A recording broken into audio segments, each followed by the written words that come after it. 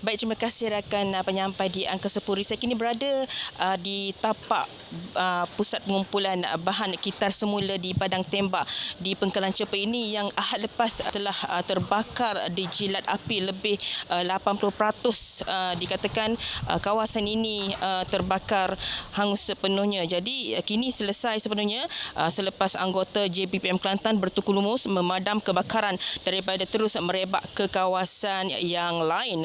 Jadi untuk perkembangan terkini kita bersama-sama dengan Ketua Balai Bomba dan Penyelamat Pengkalan Cepa, Timbalan Penguasa 2 Puan Alam Nasud Ilyas. Assalamualaikum Puan. Waalaikumsalam. Puan, berapa hari operasi memadam kebakaran dilakukan oleh pihak JBPM Kelantan? Okey, pihak kami telah melakukan operasi di tapak pengumpulan bahan kita semula ini selama 6 hari. Dan kalau ikutkan pada hari kedua tu kita telah membuat pemadaman. Cuma pada hari ketiga sehinggalah selesai kita buat kerja-kerja overhaul.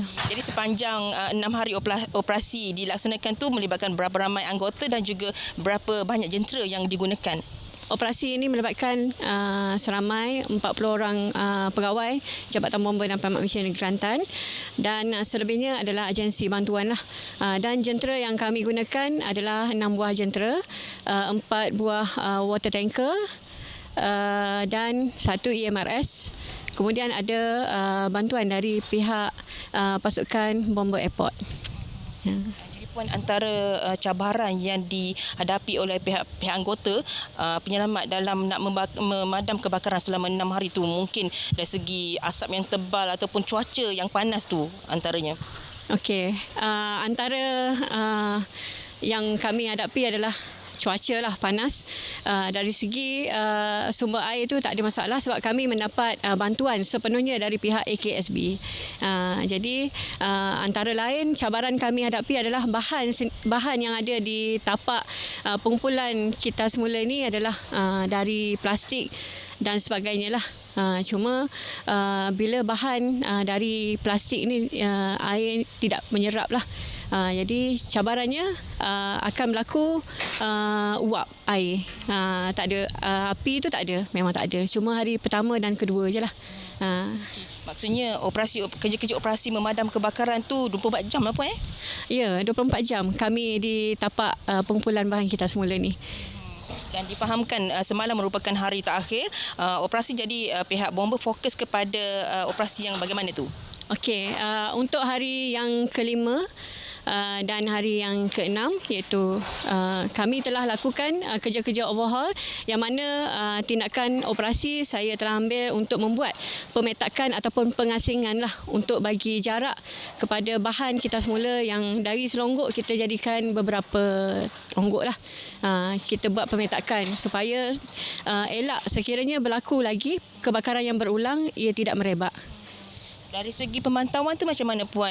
Sebab mungkin masih ada lagi api-api yang di bawah tanah ke ataupun macam mana dah?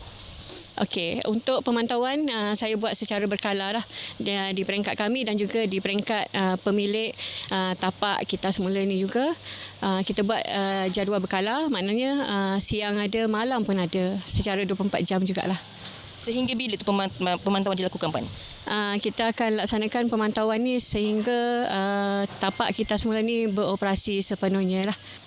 Di sini sebenarnya tapak pengumpulan bahan kita semula ni dia bukan kilang, dia bukan memproses, dia hanya menempatkan bahan kita semula saja. Jadi mereka akan buat kerja-kerja mungkin mengalihkan bahan ni ke kilang proses lah. Jadi nanti tidak akan berlaku lagi longgokan yang banyak di tapak pengumpulan bahan kita semula ni. Mungkin ada pesanan daripada pihak bomba sendiri kepada pengilang-pengilang ataupun pemilik-pemilik tapak perupusan pusat kita semula ataupun pusat pembuangan sampah tu Puan? Okey, pesanan dari Jabatan Bomba dan Penyelamat Malaysia, khususnya Negeri Kelantan, dinasihatkan kepada semua pemilik premis ataupun pusat pengumpulan bahan kita semula yang berada di seluruh negeri Kelantan dan juga Malaysia lah, supaya jangan letak terlalu banyak ataupun membuat penyimpanan stok yang sangat banyak lah di tempat pengumpulan supaya tidak berlakunya kebakaran yang besar lah. Terima kasih Puan Alam. Jadi sebenarnya untuk makluman pihak hadirin juga, ahad lalu seluas 0.68 hektar kawasan di pusat pengumpulan bahan kita semula ini terbakar melibatkan hampir 10,000 tan barangan kita semula yang disusun mencecah 5 meter tinggi. Dan pusat pengumpulan semula ini mengumpulkan bahan yang mudah terbakar seperti getah plastik dan juga PVC. Jadi saya kira itu saja perkembangan yang dapat kami bawakan dari Kelantan. Kembali kepada rakan penyampai di Angkasa Puri, silakan.